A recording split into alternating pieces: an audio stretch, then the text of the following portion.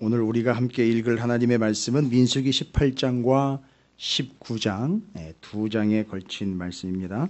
여기 18장 19장은 17장 그 맨 뒷부분 있죠. 12절 13절 17장 12절 13절의 답입니다. 답. 17장 12, 13절이 어떻게 하리까? 다 망해야 되는 겁니까? 라고 질문을 하면서 끝나요. 그 질문에 대한 대답이 오늘 18장 19장입니다. 그 질문이 무슨 질문인지 우리가 모르면 이게 또 동문서답하게 되겠죠. 어찌되었든 18장과 19장 제사장과 레위인들을 구별하여 세우고 또 여러분 본문에서 이제 부정하게 된 이들을 성결하게 하고 정결하게 하는 물, 송아지 태워가지고 만든 재 뿌려서 만든 물, 정결케 하는 예식에 대해서 두 가지로 이제 말씀을 전하고 있습니다. 자, 민수기 18장과 19장 먼저 읽고 앞에 있는 내용과 또 연결해 보도록 하겠습니다. 들어주시죠.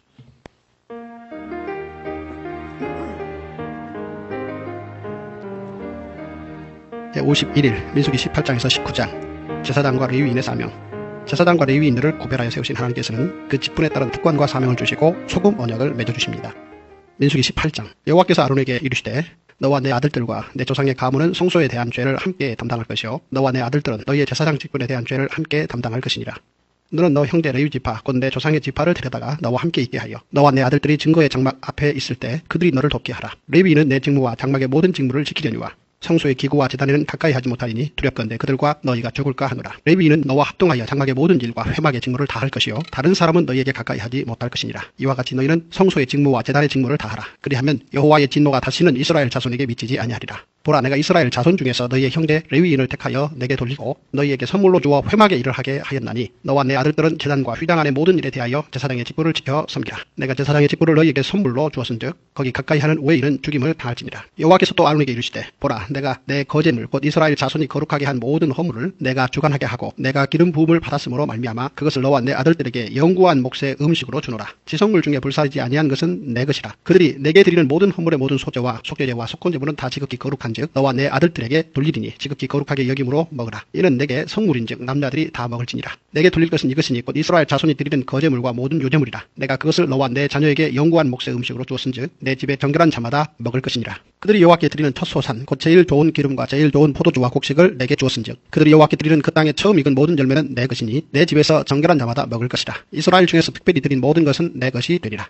여호와께 드리는 모든 생물에 처음 나는 것은 사람이나 짐승이나 다 내 것이로되 처음 태어난 사람은 반드시 대속할 것이요 처음 태어난 부정한 짐승도 대속할 것이며 그 사람을 대속할 때에는 난 지 한 달 이후에 내가 정한 대로 성소의 세겔을 따라 은 5세겔로 대속하라. 한 세겔은 20게라이니라. 오직 처음 태어난 소나 처음 태어난 양이나 처음 태어난 염소는 대속하지 말지니 그것들은 거룩한즉 그 피는 제단에 뿌리고 그 기름은 불살라 여호와께 향기로운 화제로 드릴 것이며 그 고기는 내게 돌릴지니 흔든 가슴과 오른쪽 넓적다리 같이 내게 돌릴 것이니라. 이스라엘 자손이 여호와께 거제로 드리는 모든 성물은 내가 영구한 몫의 음식으로 너와 내 자녀에게 주노니 이는 여호와 앞에 너와 내 후손에게 영원한 소금 언약이니라. 여호와께서 또 아론에게 이르시되 너는 이스라엘 자손의 땅에 기업도 없겠고 그들 중에 아무 분깃도 없을 것이나 내가 이스라엘 자손 중에 내 분깃이요 내 기업이니라. 내가 이스라엘의 11조를 레위 자손에게 기업으로 다 주어서 그들이 하는 일 곧 회막에서 하는 일을 감나니 이후로는 이스라엘 자손이 회막에 가까이 하지 말 것이라. 죗값으로 죽을까 하노라. 그러나 레위인은 회막에서 봉사하며 자기들의 죄를 담당할 것이요 이스라엘 자손 중에는 기업이 없을 것이니 이는 너희 대대의 영원한 율례라. 이스라엘 자손이 여호와께 거제로 드리는 11조를 레위인에게 기업으로 주었으므로 내가 그들에 대하여 말하기를 이스라엘 자손 중에 기업이 없을 것이라 하였노라. 여호와께서 모세에게 말씀하여 이르시되 너는 레위인에게 말하여 그에게 이르라. 내가 이스라엘 자손에게 받아 너희에게 기업으로 준 11조를 너희가 그들에게서 받을 때에 그 11조의 11조를 거제로 여호와께 드릴 것이라. 내가 너희의 거제물을 타작마당에서 드리는 곡물과 포도주 틀에서 드리는 즙같이 여기리니 너희는 이스라엘 자손에게서 받는 모든 것의 11조 중에서 여호와께 거제로 드리고 여호와께 드린 그 거제물은 제사장 아론에게로 돌리되 너희가 받은 모든 헌물 중에서 너희는 그 아름다운 것 곧 거룩하게 한 부분을 가져다가 여호와께 거제로 드릴지니라. 이러므로 너는 그들에게 이르라. 너희가 그 중에서 아름다운 것을 가져다가 드리고 남은 것은 너희 레위인에게는 타작마당의 소출과 포도주 틀의 소출같이 되리니 너희와 너희의 번속이 어디서든지 이것을 먹을 수 있음은 이는 회막에서 일한 너희의 보수임이니라. 너희가 그중 아름다운 것을 받들어 드린즉 이로 말미암아 죄를 담당하지 아니할 것이라. 너희는 이스라엘 자손의 성물을 더럽히지 말라. 그리하여야 죽지 아니하리라. 민수기식 9장. 여호와께서 모세와 아론에게 말씀하여 이르시되 여호와께서 명령하시는 법의 율례를 이제 이르노니 이스라엘 자손에게 일러서 온전하여 흠이 없고 아직 멍에매지 아니한 붉은 암송아지를 내게로 끌어오게 하고 너는 그것을 제사장 엘르아살에게 줄 것이요 그는 그것을 지정 밖으로 끌어내어서 자기 목전에서 잡게 할 것이며 제사장 엘르아살은 손가락에 그 피를 찍고 그 피를 회막 앞을 향하여 7번 뿌리고 그 암소를 자기 목전에서 불사르게 하되 그 가죽과 고기와 피와 똥을 불사르게 하고 동시에 제사장은 백향목과 우슬초와 홍색실을 가져다가 암송아지를 사르는 불 가운데에 던질 것이며 제사장은 자기의 옷을 빨고 물로 몸을 씻은 후에 진영에 들어갈 것이라. 그는 저녁까지 부정하리라. 송아지를 불사른 자도 자기의 옷을 물로 빨고 물로 그 몸을 씻을 것이라. 그도 저녁까지 부정하리라. 이에 정결한 자가 암송아지의 죄를 거두어 진영 밖 정한 곳에 둘지니 이것은 이스라엘 자손 회중을 위하여 간직하였다가 부정을 씻는 물을 위해 간직할지니 그것은 속죄되니라. 암송아지의 죄를 거둔 자도 자기의 옷을 빨 것이며 저녁까지 부정하리라. 이는 이스라엘 자손과 그 중에 거류하는 외인에게 영원한 율례니라. 사람이 시체를 만진 자는 이래 동안 부정하리니 그는 셋째 날과 일곱째 날에 잿물로 자신을 정결하게 할 것이라. 그리하면 정하려니와 셋째 날과 일곱째 날에 자신을 정결하게 하지 아니하면 그냥 부정하니 누구든지 죽은 사람의 시체를 만지고 자신을 정결하게 하지 아니하는 자는 여호와의 성막을 더럽힙니다. 그가 이스라엘에서 끊어질 것은 정결하게 하는 물을 그에게 뿌리지 아니하므로 깨끗하게 되지 못하고 그 부정함이 그대로 있음이니라. 장막에서 사람이 죽을 때의 법은 이러하니 누구든지 그 장막에 들어가는 자와 그 장막에 있는 자가 이래 동안 부정할 것이며 뚜껑을 열어놓고 덮지 아니한 그릇은 모두 부정하니라. 누구든지 들에서 칼에 죽은 자나 시체나 사람의 뼈나 무덤을 만졌으면 이래 동안 부정하리니 그 부정한 자를 위하여 죄를 깨끗하게 하려고 불사른 죄를 가져다가 흐르는 물과 함께 그릇에 담고 정결한 자가 우슬초를 가져다가 그 물을 찍어 장막과 그 모든 기구와 거기 있는 사람들에게 뿌리고 또 뼈나 죽임을 당한 자나 시체나 무덤을 만진 자에게 뿌리되 그 정결한 자가 셋째 날과 일곱째 날에 그 부정한 자에게 뿌려서 일곱째 날에 그를 정결하게 할 것이며 그는 자기 옷을 빨고 물로 몸을 씻을 것이라. 저녁이면 정결하리라. 사람이 부정하고도 자신을 정결하게 하지 아니하면 여호와의 성소를 더럽힘이니 그러므로 회중 가운데서 끊어질 것이니라. 그는 정결하게 하는 물로 뿌림을 받지 아니하였은즉 부정하니라. 이는 그들의 영구한 율례니라. 정결하게 하는 물을 뿌린 자는 자기의 옷을 빨 것이며 정결하게 하는 물을 만지는 자는 저녁까지 부정할 것이며 부정한 자가 만진 것은 무엇이든지 부정할 것이며 그것을 만지는 자도 저녁까지 부정하리라. 할렐루야. 예, 주님의 은혜가 여러분 삶 가운데 가득하시기를 주의 이름으로 축원을 드립니다. 자, 하나님께서는요 지금 아직 민수기고요.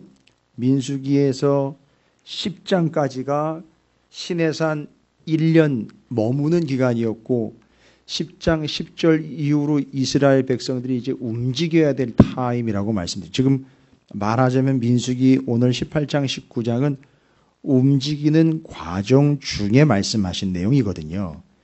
지금 움직여서 어디를 가느냐가 이제 관건이지 않습니까? 우리는 뭐래도 움직여야 뭘 벌어먹고 살지 이런 얘기를 하는데 여기는 지금 움직임의 방향성과 목적이 분명하거든요. 벌어먹으려고 움직이는 게 아니라 가나안 땅을 향해 움직이고 있는 거거든요. 그래서 그 가나안 땅을 향하여 움직여 가면서 하나님은 이스라엘 백성에게 장차 들어가게 될 가나안 땅에서의 삶을 이스라엘 백성들에게 신신당부를 하고 있는 거예요. 이제 민수기 그 다음에 신명기 갈 거예요. 그럼 신명기에 여기 광야에서 말씀하신 걸 또 얘기할 거예요. 다시 얘기할 거예요. 그래서 거듭 신자를 해서 신명기인데 아주 신신당부예요. 그 신신당부가 뭐냐면 18장 2절하고 18장 여러분이 지금 가지고 계시는 성경 바로 여러분께서 앞부분을 좀 보셔야 됩니다. 죄송합니다. 그 민수기 18장 그 앞부분에 있는 15장부터 17장까지의 내용 그 내용들을 좀 먼저 살펴봐 주셔야 됩니다. 그 뭘 이야기하려고 하나님께서는 그들에게 그런 이야기를 하고 계시는가? 뭐 때문에 이스라엘 백성들에게 이와 같은 이야기를 하고 계시는가? 목적이 뭐냐? 딱 하나입니다. 뭐지요? 그들 이스라엘 백성들이 가나안 땅에 들어가거들랑 요거예요. 가나안 땅에 들어가게 되면 바라시는 바, 말씀하시는 바, 목적하시는 바는 분명합니다. 거기 15장 2절입니다. 이스라엘 자손에게 말하여 그들에게 이르라 너희는 내가 주어 살게 할 땅에 들어가서라는 거예요. 그 다음에 15장 8절 보십시오. 15장 18절입니다. 15장 18절 이스라엘 자손에게 말하여 이르라 너희는 내가 인도하는 땅에 들어가거든 이거예요. 그러면 이거 뭐죠? 지금 움직이고 있는 여기 광야에서 주저앉고 사는 게 목적이 아니라 거기 들어가면 그걸 위해 지금 여기서 이런 일들을 겪고 저런 일들을 겪고 있는 거예요. 그럼 지금 이 땅에서 그렇게 여러 가지 일들을 겪고 계시는 건 뭐냐면 거기 들어가기 위한 작업이지 여기 자리를 틀고 잡으라고 하시는 얘기가 아니에요. 그럼 거기 들어가기 위해서 들어가서 살면은 어떻게 해야 되느냐? 딱 이제 두 가지로 이야기를 하는 게 앞에 15장부터 17장까지의 내용이에요. 거기 들어가거들랑. 자, 하나님도 조금 걱정이 되시는 것 같아요. 근데 저는 이제 찾으시는 교회가 여기 샤르망으로 가거들랑 이런 얘기는 안 하신 것 같은데, 완전히 계속 그냥 그렇게 했으니까 그렇게 가라고 그러시는 것 같은데, 아마 염려가 되시는 부분도 있을 것 같아요. 거기 들어가거들랑 이라는 얘기예요. 거기 들어가거든 이라는 거예요. 거기 들어가거든 다른 거 이야기하지 않고 딱 두 가지로 이야기합니다. 15장 37절부터 41절까지 거기 들어가거든. 여호와께서 모세에게 말씀하여 이르시되 이스라엘 자손에게 명령하여 대대로 그들의 옷단 귀에 술을 만들고 청색끈을 그 귀에 술에 더하라. 이 술은 너희가 보고 여호와의 모든 계명을 기억하여 준행하고 너희를 방종하게 하는 자신의 마음과 눈의 욕심을 따라 음행하지 않게 하기 위함이라. 그리하여 너희가 내 모든 계명을 기억하고 행하면 너희 하나님 앞에 거룩하리라. 나는 너희의 여호와 너희 하나님이라. 나는 너희 하나님이 되려고 너희를 애굽 땅에서 인도하내었느니라. 나는 여호와 너희의 하나님이니라. 지금 말씀하시려고 하는 게 뭐죠? 가나안 땅에 들어가 살거들랑 핵심은 이거죠. 내 모든 계명을 기억하고 행하라는 거예요. 지키라는 거예요. 그래서 이스라엘 백성들이 거기 가나안 땅 들어가서 하나님의 계명들, 율법, 말씀을 기억하고 지키게 하기 위하여 장치를 하나 마련을 했어요. 그게 이제 뭔지 아시죠? 여기서부터 시작이 돼서 그 신약에 가서 그거 나오는 거예요. 뭐죠? 그 37절부터 38절 분명히 얘기하고 있어요. 옷단 귀에 수술 만드는 거. 내 귀퉁이에다가 8가닥으로 매듭 지어가지고선 찌찌트. 그렇죠. 기억하시죠? 그걸 공식용어로 찌찌트라고 그러는데 그걸 만들어서 입고 다녔어요. 그런데 신약에 가니까 그걸 이 의미를 망각한 채로 율법주의자들과 서기관들과 바리새인들이 무슨 짓을 했느냐면 그거를 숫자는 늘릴 수 없어요. 그러면 숫자가 바뀌어버리기 때문에 안 되고 그 수술을 어떻게 해요?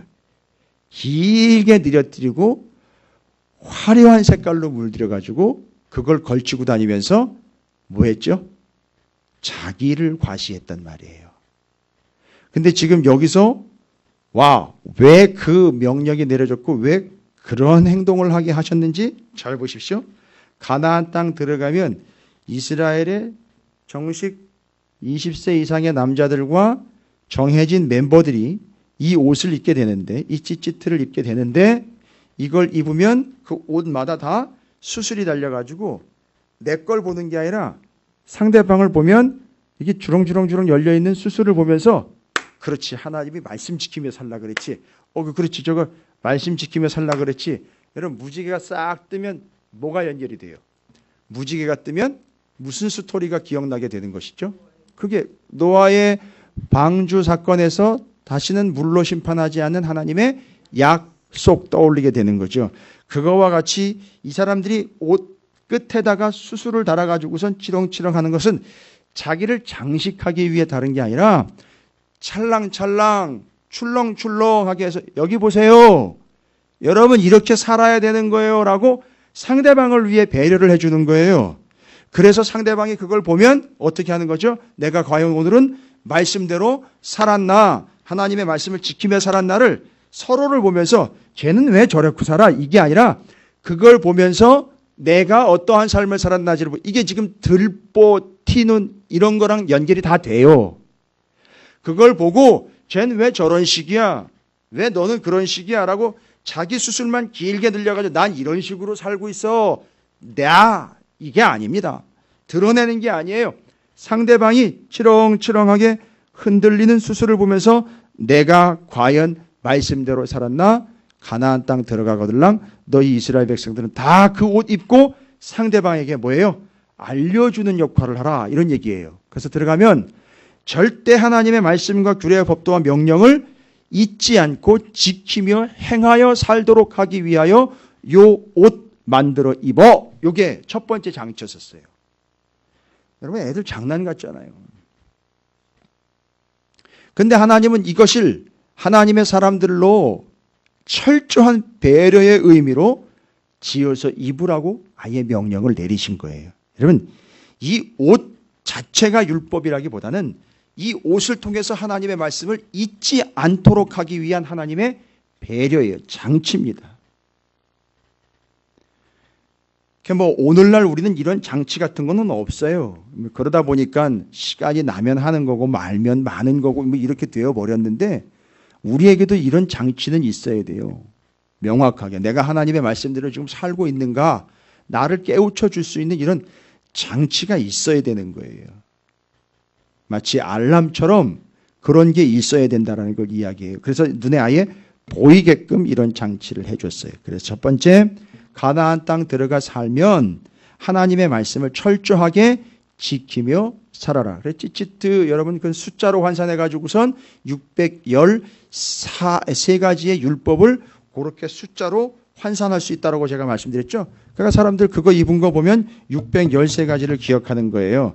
저 사람한테 저게 어울리네 안 어울리네, 이런 식은 상당히 수준 이하라는 거죠. 그 말이 안 되는 거고, 자기 수술을 자기가 직접 늘리는 것도 수준 이하라는 것이죠. 남의 수술을 보고 내가 과연 그 말씀 율법을 잘 지키며 살고 있는가, 요거 정리하라는 거예요. 그 다음에 절대 잊어서는 안 되는 게 하나가 더 있습니다. 거기 가나안 땅 들어가 살면 여러분 16장 17장 넘어가면 무슨 일이 생기느냐 하면, 고라, 다단, 아비람이 모세와 아론에게 대들어요.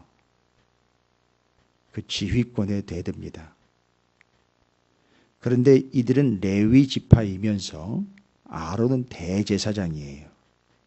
그래가지고 하나님이 방법을 하나 내는데, 각 지파별로 지도자들 지팡이 가져오라고 그래요. 지팡이를 하나님 앞에 갖다 놓고 하나님이 하나의 퍼포먼스 같은데 증거를 보여주십니다. 그 지팡이들 중에 레위 지파의 지팡이에는 아론의 이름을 적어놓고 그 아론의 지팡이에서만 싹이 나게 해요. 다른 지팡이에서는 싹이 나지 않습니다. 그거보다 앞서서 고라, 다단, 아비람이 무슨 짓을 했느냐 하면, 모세가 사람을 보내어 불렀어요. 모이라고 불렀는데 고라, 다단, 아비람이 대들지요. 뭐라고 대듭니까?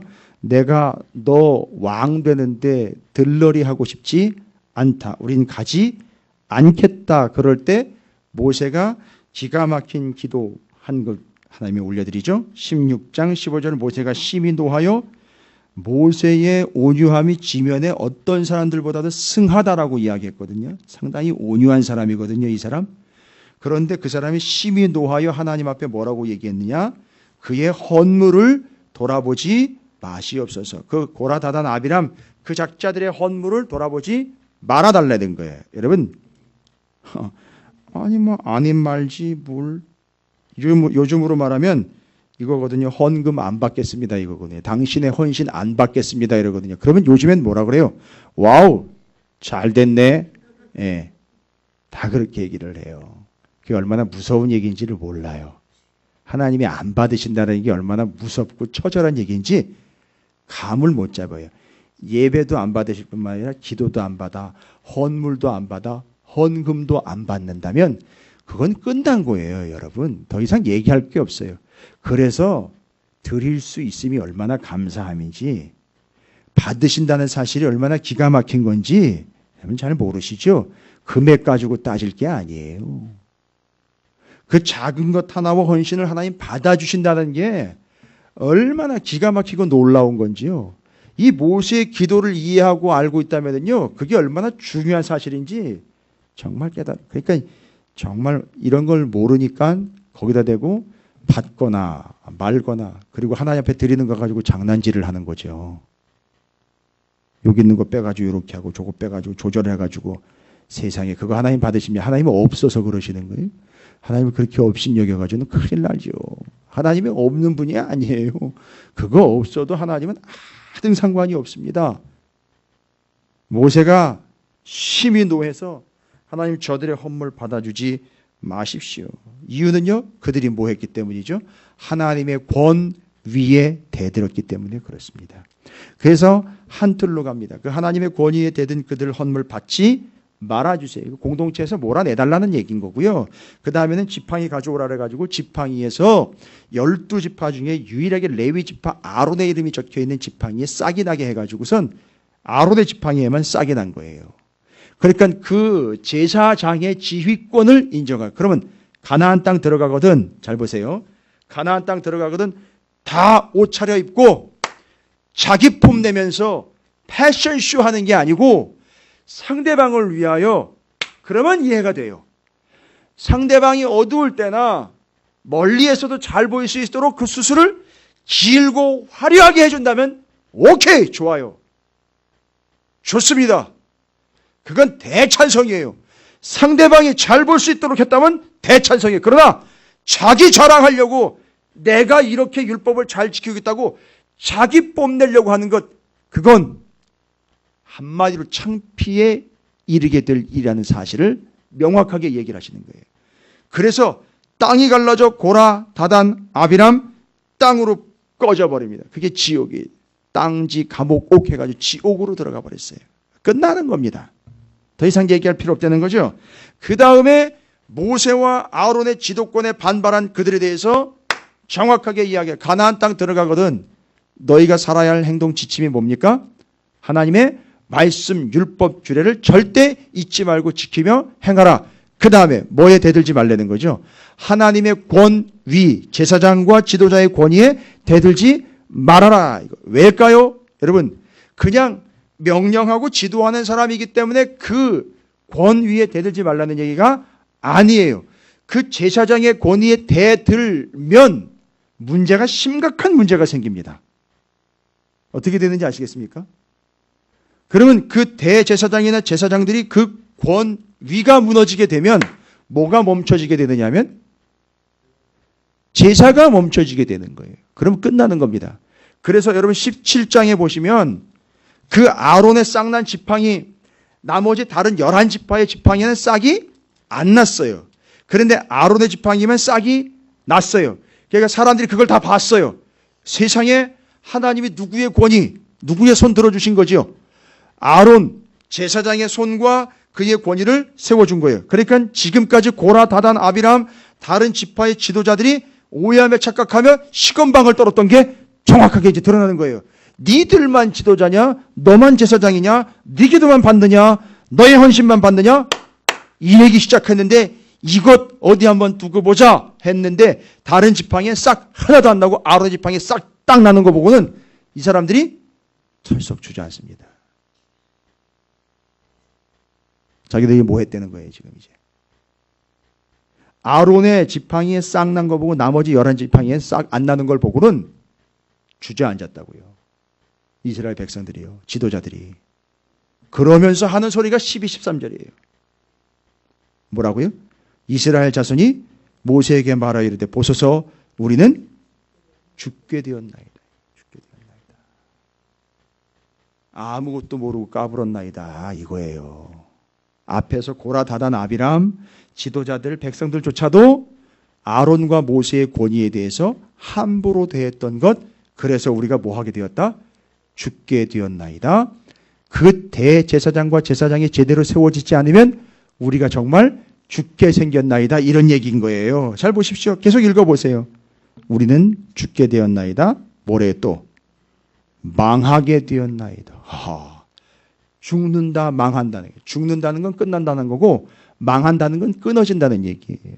삶이 안 된다는 얘기죠. 죽는다는 건 종친다는 얘기고 망한다는 얘기는 하던 일이 거덜난다는 얘기인 거예요. 여러분, 이게 왜 이런 일이 생겼느냐 하면 그 모세와 아론의 대제사장과 제사장의 지휘권, 그 권위를 무시한 결과 하나님께서 명확하게 보여주고 이걸 기가 막히게 또 깨달았어요. 이 사람들이. 야, 이거 우리가 이상한 짓 했구나. 큰일 날 짓 했구나. 이거 큰일 났다.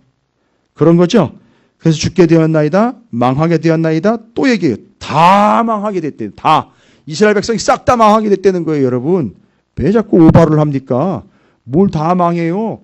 이 세상이 얼마나 살기 좋은 세상인데 뭘 다 망했다고 그래. 아니요. 왜 이런 일이 생겼는지 앞에 다 내게 나왔죠. 고라, 다단, 아비람, 지도자들의 반발, 제사장 권위 인정하지 않고 하나님의 말씀에 권위를 무시했던 그들의 삶이 다 망하게 생겼다는 거예요. 죽게 생겼다는 걸 얘기하는 거예요. 가까이 나아가는 자, 곧 여호와의 성막에 가까이 나아가는 자마다 다 뭐예요? 죽사오니 우리가 다 망하여야 하리까? 라고 지금 질문하는 거예요. 지금 이제 이렇게 됐으니까 우리가 다 이제 망하게 됐는데 이거 그럼 이거 다 죽는 겁니까? 라고 질문을 한 거예요. 제대로 질문한 거예요. 똑똑한 사람은 질문을 잘해요. 그래서 지금 자기네들이 망하기 직전 상황에 온 걸 보고 다른 거 안 봤어요. 뭐 하나 봤다고요? 아론의 쌍난 지팡이 하나 보고 야, 하나님이 아론 손 들어주고 있구나. 아론이 이 지도자 맞구나. 아론이 우리의 대제사장 맞구나. 저 아론 무시했구나. 그리고 권위를 무시했구나. 다 죽게 생겼고 망하게 생겼구나. 그럼 이제 우리는 다 끝나는 겁니까? 라고 질문한 거에 대해서 18, 19장이 대답을 하는 거라고요. 아니, 너희들 죽지 않고 망하지 않고 살려주기 위해서 18장 뭐래요? 레위인과 제사장들 세운 거야. 이 얘기하는 거예요. 잘 보시면은요. 이 사람들이 다 눈치는 빨라가지고 이제 다 죽게 생겼다는 거 실토합니다. 그런 식으로 하면 다 진짜 죽고 망하는 거예요. 그런데 하나님 앞에 질문했죠. 그럼 우리 이제 다 죽는 겁니까? 끝장난 겁니까? 아니, 살려줄 거야.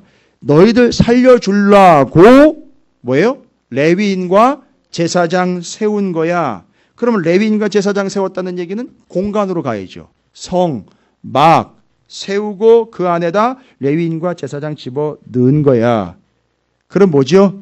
너희가 살 수 있는 방법은 너희가 잘한다고 되는 게 아니라 활발하게 그 성막 안에 제사장과 레위인들이 뭐를 해야 되죠? 끊임없이 제사를 드릴 수 있어야 되고 드리고 있어야 되는 거예요. 그러려면 수도 없이 많은 재물이 필요할 것이고 재물이 있다고 될 일이 아니죠. 반드시 제사장이 있어야 될 일이니 이를 위하여 레위인과 제사장을 내가 세웠어. 18장. 그리고 그 제사장과 레위인들이 성막 안에서 계속해서 제사를 드리면 너희가 사는 거야. 이렇게 얘기가 된 거예요. 그러니까 너희가 살 길은 성막 안에서 제사가 계속 드려지게 해야 되는 거야. 그래서 여러분 21절 18장 21절에 11조 얘기가 나오는 거예요. 11조요. 참 제가 이 부분 오면 되게 짜증이 나요. 왜 짜증이 나느냐 하면 자꾸 11조 얘기가 나와서 짜증나는 게 아니라 자꾸 오해를 하는 성도들 때문에 짜증이 나요. 이 11조 얘기하는 걸 또 헌금 얘기한다라고 자꾸 얘기를 하니까 정말 답답해요.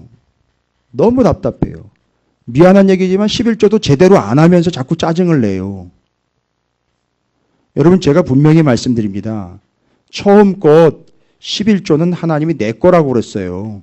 여러분 저는 그게 금액, 양 저는 확인 안 돼요. 못 해요. 여러분 철저하게 하세요. 저는 다른 얘기 드릴 수가 없어요. 교회에다가 갖다 바치라는 얘기가 아니라 하나님 거니까 하나님한테 제대로 하셔야 돼요. 제가 다른 교회 얘기 하나 드렸죠? 연말에 그동안에 제대로 정산 안 된 11조 다 못하고 넘어간 거 제대로 드리고 한 해 정리하세요라고 아예 담임 목사님 광고까지 하더라고요. 저는 그 담임 목사님은 누구는 뭐 카리스마 있다라고 얘기하는데 저는 그렇게 생각해요. 세상에 담임 목사가 나와가지고 저런 얘기를 할 정도로 성도들이 그렇게 다 하나님의 것을 토색한다는 말인가? 그럼 뭐 교회 끝났네 그러면. 저는 그런 생각이 들었어요. 아니 여러분 기분 나빠도 할 수 없어요. 11조 얘기는 제가 해야 돼요. 나와 있는 거니까. 아니 피해가거나 약하게 하라고요? 세계 그런 얘기가 어디 있습니까? 그럼 말도 안 되는 얘기는 저한테 하지도 마세요. 왜 11조입니까? 잘 보십시오. 이 11조를 누구에게요? 레위인에게 기업으로 주어서 레위인들이 어디 떠나지 않게 하는 거죠. 성막 떠나지 않고 거기 머물면서 제사에 전념하라는 거예요. 그러면 이 성막 안에서 사랑하는 성도들이 바친 11조와 함께 그들이 가져오는 제물이 활발하게 드려지면서 이 성막에서는 계속 제사가 드려지고 레위인과 제사장들이 항상 스탠바이 하고 있다가 그 수많은 백성들이 언제든지 죄를 짓고 속죄함 받기 위하여 오면 여기서 제사를 드리고 살고 또 살고 하는 거예요. 근데 여기가 비어버려요. 성막이 비어버립니다. 먹을 게 없으니까 다른 데 가가지고선 다른 일을 해가지고 농사를 짓는 데지 남의 밭에 가가지고 공부를 거두러 다닌다고 생각을 해보십시오. 성막이 비어버린다고 생각을 해보십시오.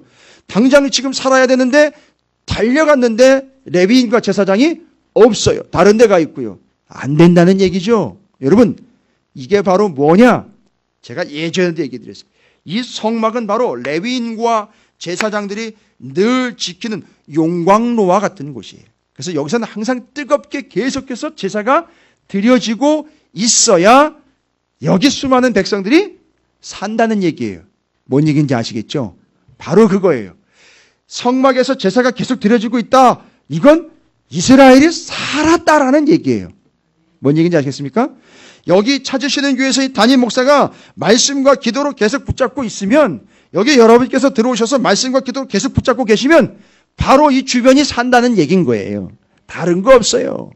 우리가 돈이 많아가지고 돈 갖다 퍼준다고 사람들이 사는 게 아니에요, 여러분. 잘 보십시오. 우리가 다른 데가 있고 다른 짓을 하고 있다면 싹 죽이는 거예요, 주변에 있는 사람들. 왜? 우리는 다 왕 같은 제사장들이기 때문에 그 제사장의 직무를 하지 않고 다른 데가 있고 다른 행동들을 한다면 주변에 있는 사람들 싹 죽는 거예요. 이스라엘이 성막 텅텅 비고 레위인과 제사장들 다른 데가 있고 다른 짓 하고 있다. 끝났다는 얘기. 그래서 우리 이제 다 죽는 겁니까? 라고 질문할 때 아니 내가 성막에다가 레위인과 제사장 집어넣고 너희들이 11조 철저하게 바쳐서 그들이 다른 데 가지 않고 받아 먹고 하나님께서 정하신 그 자리에서 너희가 올 때마다 제사를 드릴 수 있도록 스탠바이 시켜놓으면 너희는 사는 거지 라고 얘기를 하는 거예요. 이런 건물만 이렇게 근사하게 지어놓는다고 사는 건 아니에요. 여기서 무엇가 계속해서 이루어져야 되느냐? 그 말씀과 기도로 계속해서 불을 떼야 되는 거예요. 그래야 우리 주변의 백성들과 영혼들이 사는 거고, 지금 우리 사랑하는 성도들이 찾으시는 교회에 속한 이 성도들이요, 사는 법이 뭔지 아시죠? 우리 교회, 특별히 담임 목사를 비롯하여 여러분 왕 같은 제사장, 우리 모든 성도들이 이 찾으시는 교회에서 여기서 말씀과 기도가 구약의 성막에서 제사가 끊임없이 드려지는 것처럼 그 역할을, 그 은혜를 감당해 줘야 성도들이 사는 거예요. 됐습니까? 예. 그래야 우리 교회에 속한 성도들과 우리 교회에 속하게 될 미지의 성도들까지도 다 살게 된다는 거예요. 그래서 가나안 땅 들어가면 요게 요 원칙대로 이제 진행이 돼야 돼요. 그런데 19장으로 넘어가면 한 가지 상당히 의아한 듯 하면서 뭔가 이 신화적인 이야기가 하나가 나와요. 그건 뭐냐면 송아지 태워가지고 만든 재 뿌린 물이에요. 그게 뭔 의미가 있다고, 그게 뭔 효과가 있다고? 예, 효과가 다른 효과가 있는 게 아니라 그 송아지 태워가지고 다 태워야 돼요. 우슬초 막 이런 거 싹, 백향 우슬초, 홍색실 가지 다 같이 태워가지고 싹 태워가지고선 재를 만들어가지고 이 재를 물에다가 타서 휘저어서 이 물을 뿌리면 이게 무슨 효과가 있느냐 하면 어떤 효과가 있죠? 정결하게 되는 효과가 있어요. 그래서 정결수를 만드는 방법에 대한 이야기예요. 그런데 그렇게 송아지, 붉은 암송아지를 갖다가 태워서 재를 만들어 물에다가 섞어 그걸 뿌려요. 그런데 여러분 잘 보십시오. 이 송아지 어디서 태웁니까? 어디서 잡아요? 예?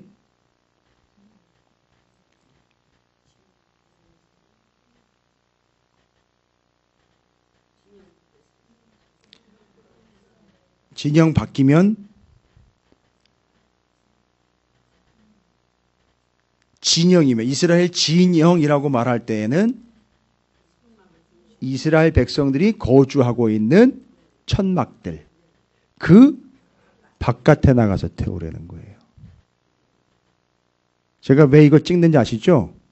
죄송합니다만 우리 중에는 이것도 성막 가져가가지고 태우는 줄 알고 있는 사람들이 있어요. 아니요, 이건 지금 하나님 앞에 드려질 제물이 아니고요.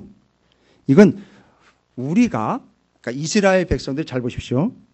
의도적으로 한 건 아닌데 특별히 여기 뭐가 나와드냐면 뭐 하는 바람에 어떻게 됐다고 나와 있죠? 아니 집안에 식구들이나 가족이 어떻게 돼요? 죽어서 장례를 치르다 보면 당연히 시체를 만져야 되기 때문에 부정하게 돼요. 그럼 이 사람들은요 어떻게 해야 돼요? 이게 하나님 앞으로 나와야 되는데 나오기 전에 이미 먼저 부정해진 상태가 되고 의도한 바는 아닌데 삶을 살아가는 중에 부정하게 됐다는 얘기입니다. 그걸 깨끗하게 해줘야 되는데 이 사람들이 재물을 들고 가서 제사를 드리는 게 아니라 요거 하나면 간단하게 해결돼요. 정결수, 정결하게 하는 물을 뿌려주면 이들이 죄를 지은 개념이 아니라 어쩔 수 없이 이렇게 더러워지게 된 부분들을 물론 시간이 지나면 아니 반드시 시간이 지나야 며칠 지나야 일주일 지나야 정결하게 된다고 얘기를 했고 반드시 그때에는 요 정결수를 뿌려서 완성을 시켜줘야 돼요. 그러니까 이 사람들은 지금 이 죄인 이렇게 취급할 사람들이 아니고 어쩔 수 없이 생업에 종사하고 살아가다 보면 이렇게 될 수 있어요. 그 부정하게 된 걸 어떻게 해줘야 돼요? 정결하게 해줘야 되는데 그래서 이 암송아지는 성막에 있는 제단에서 잡질 않아요. 이건 제단에서 잡아가지고 드리는 게 아니에요. 이건 잡아가지고 죄를 만들어서 물에 타서 사람들에게 삶의 현장에서 뿌려줘야 되기 때문에 진영 바깥에서 만들어서 진영으로 뿌리는 거예요. 됐습니까?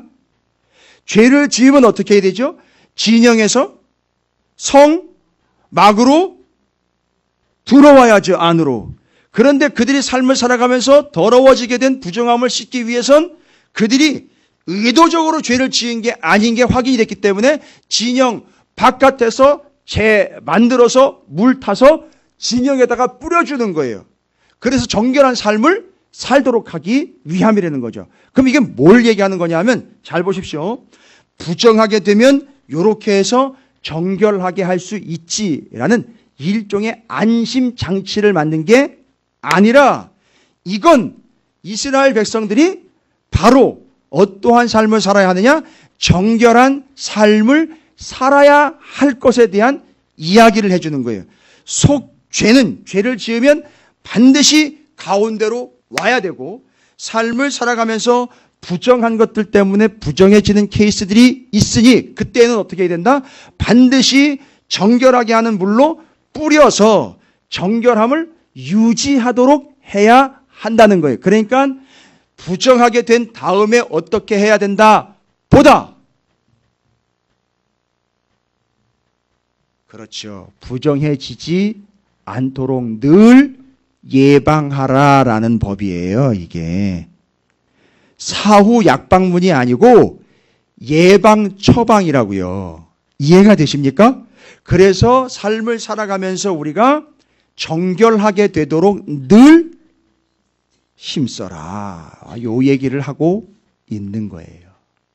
그래서 18장 죄를 짓고 죽을 지경에 이른 자들이 살 수 있는 유일한 방법은 다른 게 없어요. 성막에서 계속 뜨겁게 제사가 드려져야 되는 거예요. 그러니까 거기 불이 꺼지지 않아요. 그래서 제단 불 꺼뜨리지 말라라는 얘기가 그 얘기인 거예요, 여러분. 근데 오늘날에는 교회에는 제단엔 불이 없어요.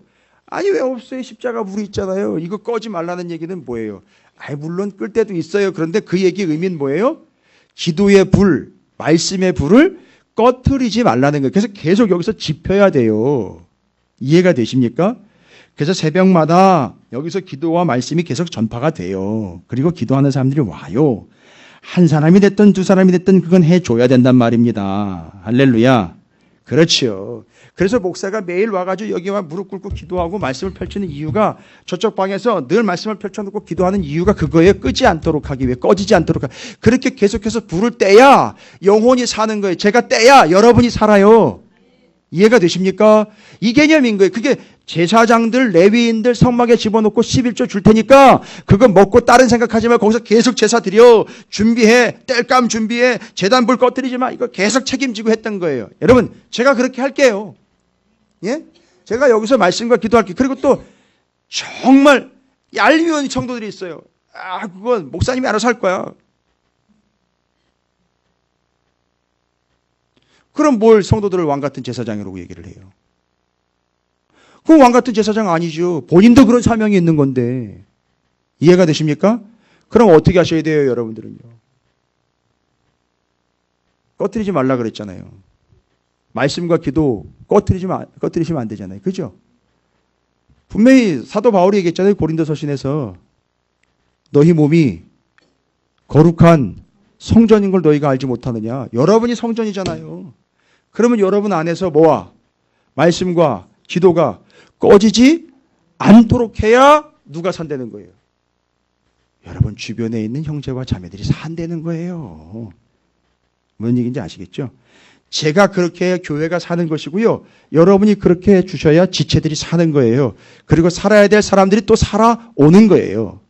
잊지 마십시오. 그건 누구한테 떠넘길 일 절대 아니에요. 해주셔야 될 일입니다.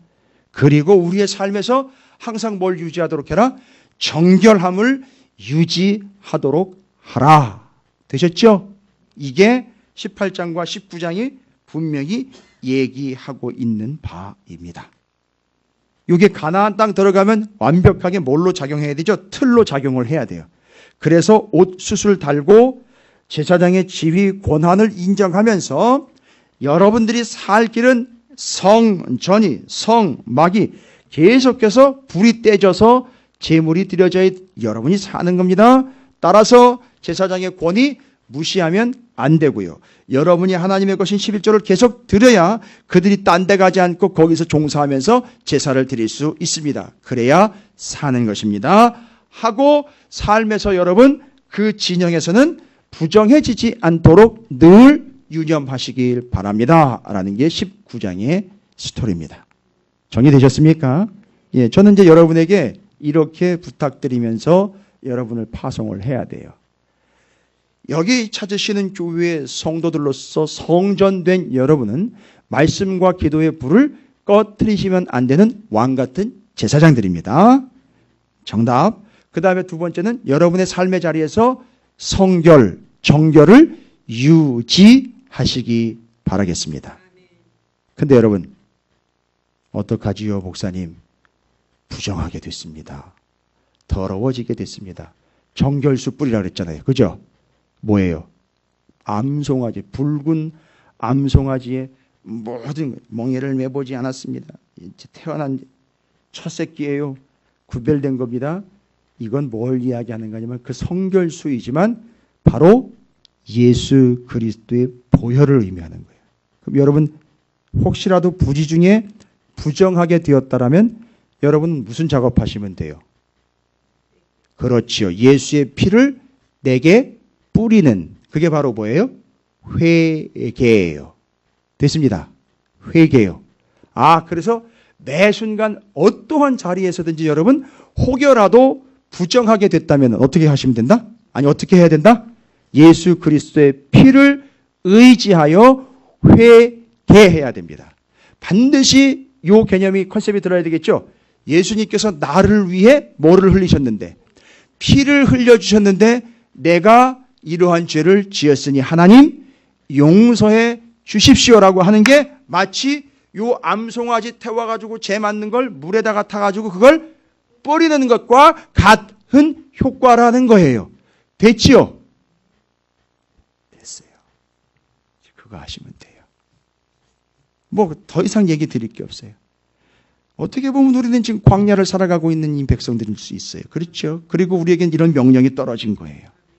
왕같은 제사장으로서 제단에 말씀과 기도의 불 꺼뜨리지 마시고 하나님께서 여러분들에게 주신 귀한 사명, 제사장의 사명을 잘 감당할 수 있도록 감당해내도록 힘을 주실 것이며 여러분의 일상생활에서는 정결함을 유지하도록 하십시오.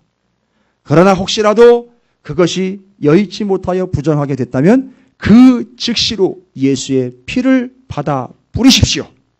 예수가 나를 위해 피를 흘렸다는 사실을 믿고 예수 그리스도의 보혈을 의지하여 회개하십시오. 그게 정결수를 뿌리는 예식과 동일한 겁니다. 그렇게 되면 어떻게 돼요? 정결하게 되는 거예요. 됐죠? 그래서 말씀과 기도, 정결 세 가지 여러분이 장착하셔야 될 겁니다. 여러분 왕같은 제사장으로 이 귀한 사명과 뜻을 이어가시고 이루어 가시게 되시기를 주님의 이름으로 축원을 드립니다. 함께 기도하겠습니다. 결단하시면 좋겠어요. 그래서 제가 말씀과 기도에 불 꺼뜨리지 않겠습니다.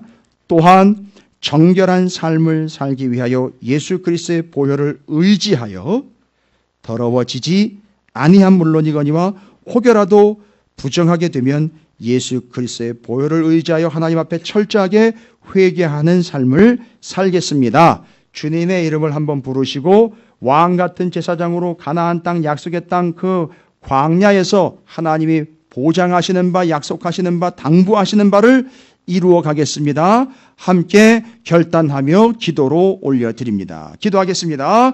주여